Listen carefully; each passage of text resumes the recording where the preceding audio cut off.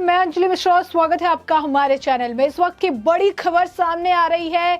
शिंदे गुट ने supreme court में नई अर्जी दाखिल की है और इस अर्जी में महाराष्ट्र की महाविकास आघाड़ी सरकार पर बड़ा हमला बोला गया है। जी हां, बिल्कुल सही सुना आपने। इस वक्त की ये बड़ी खबर सामने आ रही है। शिंदे गुट ने सुप्रीम कोर्ट में नई अर्जी दाखिल की है और अर्जी में महाराष्ट्र की महाविकास आघाड़ी सरकार पर बड़ा हमला बोला गया है।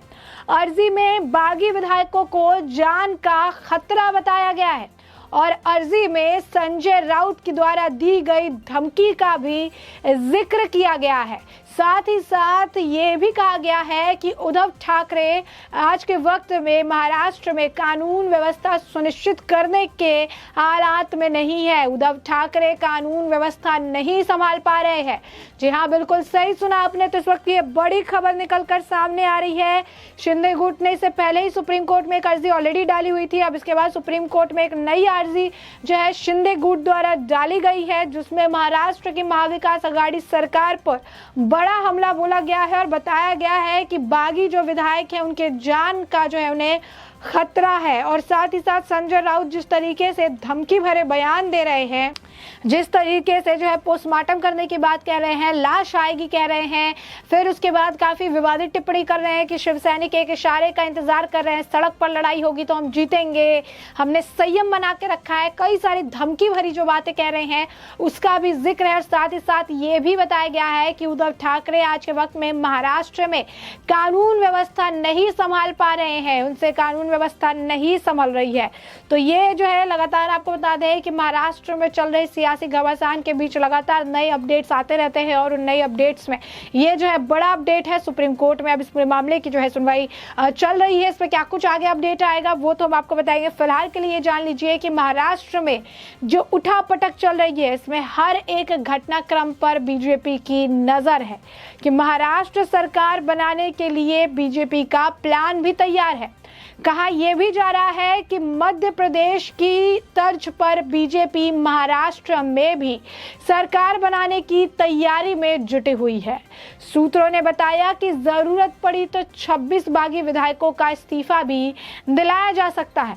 गौरतलब है कि अगर 26 बागी विधायक इस्तीफा देते हैं तब बहुमत का आंकड़ा 131 हो जाएगा।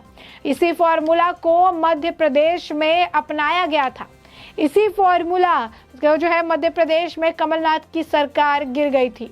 वही आपको बता दें कि जो है और 2 विधायक जो है वो भी अब शिंदे ग्रुप में अब शामिल होने जा रहे हैं। आज ही वो शामिल हो सकते हैं। तो शिंदे के समर्थक जो है अब खुलकर सामने आ चुके हैं और जगह जगह पर संजय राउत का पुतला जो है जलाकर विरोध प्रदर्शन कर रहे हैं। जो आक्रोश है वो देखने के लिए मिल रहा है। वहीं आज एकनाथ शिंदे के बागी विधायकों के साथ बैठक कर आगे की रणनीति तय जो है करेंगे और आज ही राज्यपाल से वो संपर्क भी कर सकते हैं। वहीं दूसरी तरफ संजय राउत भी लगातार बयानबाजी कर रहे हैं। संजय राउत के तरफ से उनके बोले गए एक बयान पर अब उन्होंने सफाई पेश की है। महाराष्ट्र की बिगड़ी राजनीति के बीच शिवसेना के नेता संजय राउत ने बागी विधायकों को जिंदा लाश वाले बयान पर अपनी सफाई पेश की। उन्होंने कहा कि जो लोग 40-40 साल पार्टी में रहते हैं और फिर भाग जाते हैं उनका ज़मीर मर गया है, वो उसके बाद क्या बच जाता है? जिंदा लाश। ये जो है राम मनोहर लोहिया साहब के शब्द है। मैंने किसी की भावना को ठेस पहुंचाने का काम बिल्कुल नहीं किया। मैंने जो कहा है सत्य कहा है। दरअसल इससे पहले एक कार्यक्रम में संजय राउत ने बागी विधायकों पर हमला बोलते हुए विवादित बयान दिया था। उन्होंने कहा था कि गुवाहाटी में जो है वो जिंदा लाश है। गुवाहाटी से सीधे 40 विधायकों का शव मुंबई आएगा जिसे पोस्टमार्टम के लिए विधानसभा भेजेंगे। उन्होंने कहा कि यहाँ सिर्फ उनके शरीर वापस आएंगे, उनकी जो आत्मा है वो वही मर चुकी होगी। जब ये 40 लोग यहाँ से बाहर निकलेंगे तो उनका जिंदा दिल नहीं होगा। उन्हें पता है कि यहाँ जो आग लगी है उसका क्या अंजाम हो सकता है। संजय राउत ने इस पूरे मामले को लेकर आगे कहा कि मैंने गुलाब राव पाटिल के भाषण का एक वीडियो ट्वीट किया है जिसमें वो उन लोगों के बारे में बात कर रहे हैं जो अपने पिता को बदलते हैं। मेरा ट्वीट गुवाहाटी में बैठे लोगों के लिए है। पाटिल ने अपने भाषण में कहा, लोग खाते हैं, पीते हैं और पार्टी के साथ आनंद लेते हैं और फिर अपने पिता को बदलते हैं। हम उनके जैसे नहीं हैं। शिवसेना नेता और संजय राउत के भाई जो हैं सुनील राउत ने कहा कि मैं गुवाहाटी क्यों जाऊं, मैं गोवा जा सकता हूं, यानी उन्होंने भी गुवाहाटी जाने से मना कर दिया। उन्होंने कहा मैं गुवाहाटी क्यों जाऊं, मैं गोवा जा सकता हूं। गुवाहाटी में क्या गद्दारों का चेहरा देखने जाऊंगा? मैं शिवसेना का आदमी हूं, मैं अपने आखिरी क्षण तक शिवसेना में ही रहूंगा और शिवसेना का ही काम करूंगा। अब जितने लोग बचे हुए हैं हम उनके साथ ही महाराष्ट्र में शिवसेना बढ़ाएंगे। वहीं आज शिवसेना के बागी नेता एकनाथ शिंदे ने आगे की रणनीति पर चर्चा करने के लिए गुवाहाटी के होटल में जो है एक बैठक बुलाई है। शिवसेना नेता संजय राउत द्वारा बागी मंत्री गुलाबराव पाटिल के एक पुराने वीडियो ट्वीट करने से सियासत काफी ज्यादा गर्मा गई है। दरअसल संजय राउत ने गुलाबराव पाटिल के एक वीडियो को साझा किया जिसमें पाटिल उन लोगों के बारे में बात कर रहे थे जो अपने पिता को बदलते रहते हैं। राउत ने इससे पहले भी कहा था कि आपके 10 बाप है, हमारा एक ही बाप है और बाला साहब ठाकरे के नाम का इस्तेमाल ना करें, अपने बाप का नाम इस्तेमाल करके जो है अपनी पार्टी बनाए, क्योंकि ये पार्टी किसी के बाप की नहीं है, सिर्फ बाला साहब ठाकरे की है। तो ये इस तरीके के जो है बयान उनकी तरफ से दिए गए थे। वहीं जो है संजय राउत के जो है चौपाटी वाले बयान पर भी दीपक केसरकर का बयान आया, जहां उन्होंने कहा कि संजय राउत को चौपाटी की भाषा का प्रयोग नहीं करना चाहिए। इस भाषा के कारण ही शिवसेना पर सत्ता खोने का समय आ गया है। बता दें कि संजय राउत ने कहा था कि महाराष्ट्र में जारी राजनीतिक संकट के बीच शिवसेना नेता ने कहा था कि बागी विधायकों के एकनाथ शिंदे के नेतृत्व वाले गुट पर कटाक्ष करते हुए पूछा कि वो कब तक भारतीय जनता पार्टी शासित असम के गुवाहाटी में छिपे रहेंगे, आखिरकार उन्हें मुंबई लौटना ही होगा। उन्होंने ट्वीट करके लिखा था, कब तक छिपोगे गुवाहाटी में, आना ही पड़ेगा चौपाटी में। वहीं अब इन सब के बीच जो है इस पूरे मामले पर विधायक दीपक केसरकर ने कहा कि 1 से 2 विधायक और आएंगे, हमारे साथ जुड़ेंगे, उनके समर्थन और अन्य निर्दलीय उम्मीदवारों के साथ हमारी संख्या जो है 51 हो जाएगी। हम 3-4 दिनों में किसी निर्णय पर पहुंचेंगे, जिसके बाद हम सीधे महाराष्ट्र वापस जाएंगे। एकनाथ शिंदे खेमे में विधायक किसी भी समय महाराष्ट्र विधानसभा में फ्लोर टेस्ट का सामना करने के लिए तैयार है, लेकिन पहले एकनाथ शिंदे समूह को मान्यता दी जानी चाहिए। हम महाविकास आघाड़ी सरकार के साथ नहीं जाएंगे। साथ ही दीपक केसरकर का कहना है कि संजय राउत के वजह से माहौल खराब हुआ है।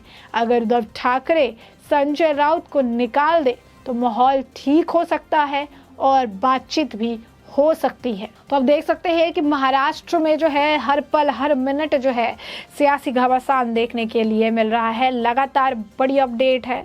पहले हमने आपको बताया, इस वक्त की बड़ी अपडेट जो है वो ये है कि शिंदे गुट द्वारा सुप्रीम कोर्ट में नई अर्जी डाली गई। इस नई अर्जी में संजय राउत के धमकी का जिक्र किया गया, साथ ही साथ बागी विधायकों की जिंदगी को खतरा है, इस बारे में भी जिक्र किया गया। और उद्धव ठाकरे अब उनके हिसाब से एक अयोग्य शासक हो चुके हैं, जो कि कानून व्यवस्था को वहां सुनिश्चित नहीं कर पा रहे हैं, इस बात का भी उस अर्जी में जिक्र किया गया है। तो वही दूसरी तरफ जो है अब शिंदे गुट, जिस तरीके से संजय राउत ने शिव सैनिकों की धमकी दी थी और जिस तरीके से जो लगातार बागी विधायकों के घर पे तोड़फोड़ मचाई जा रही थी, ऑफिस में उनके पोस्टर फाड़े जा रहे थे, सारी चीजें की जा रही थी, अब वो शिव सैनिक भी खुलकर सड़कों पर आ चुके हैं जो कि शिंदे ग्रुप को सपोर्ट कर रहे हैं। और ऐसे में थाने, महाराष्ट्र के जो थाने हैं वहां पर शिवसेना के नेता संजय राउत का पुतला जो है वो फूका गया है। वहीं जिस तरीके से महाराष्ट्र में सियासी हलचल बची हुई है, इसी बीच महाराष्ट्र में सरकार बनाने को लेकर भाजपा के तरफ से उनका प्लान बी जो है वो तैयार है और उसके अनुसार अगर काम होगा तो जल्द ही महाराष्ट्र में एक नई सरकार देखने के लिए मिलेगी।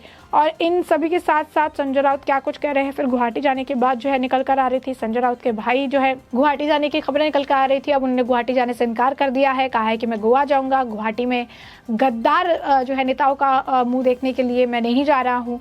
और इन सब के बीच बागी विधायक दीपक का जो है केसरकर, जो कि शुरुआत से संजय राउत पर उद्धव ठाकरे द्वारा एक्शन लेने की बात कर रहे, एक बार फिर से संजय राउत पर उद्धव ठाकरे के एक्शन को लेकर दबाव डाल रहे हैं और कह रहे हैं कि अगर उद्धव ठाकरे संजय राउत को निकाल देते हैं तो फिर उनसे बातचीत की जा सकती है, क्योंकि संजय राउत के बयान के वजह से ही इस वक्त महाराष्ट्र में माहौल बदतर हो रहे हैं, खराब हो रहे हैं और उद्धव ठाकरे को संजय राउत पर एक्शन लेना चाहिए। ऐसे में हमने जो है ये पूरा मामला आपको एक एक करके बड़े विस्तार से बताया है और अब इस पूरे मामले पर आपकी भी जो राय हो हमें कमेंट सेक्शन में कमेंट करके जरूर बताएं।